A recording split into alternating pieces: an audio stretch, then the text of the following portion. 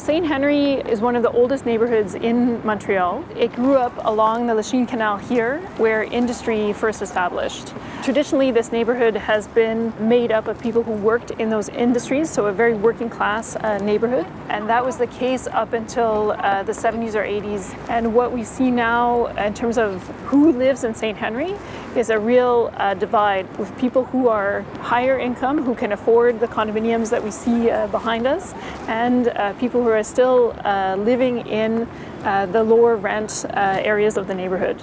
So all of that coexists in the neighborhood, but what we found is that those rents have doubled or even tripled.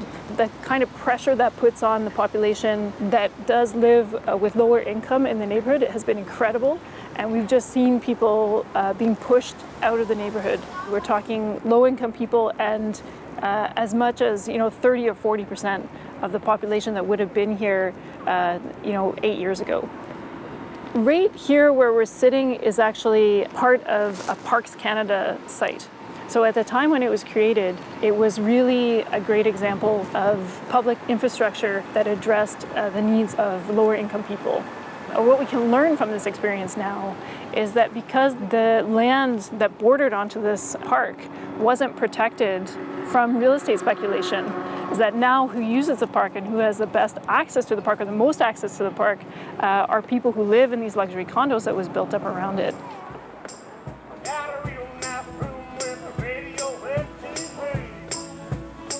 Another place where we can really see the divide between the rich and the poor in St. Henri is around the Atwater Market. So the reality of the neighborhood is that the access to affordable food is a huge problem, especially as we go further west in the neighborhood. If you walk around the Atwater Market, you see that there's a lot of access to gourmet and luxury food, but in terms of affordable food, it's actually a food desert.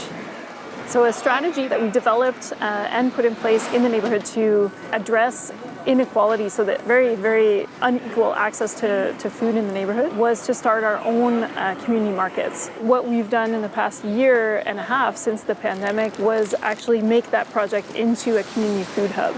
So now there's a new organization that runs a food bank, that runs weekly markets to help address inequality and food insecurity in the neighborhood. Because that's the real heart of the story. Montreal is becoming a city where there are very rich people living right beside very poor people, and we need to address that. And right now, none of the political parties are talking about that need to address inequality in our city.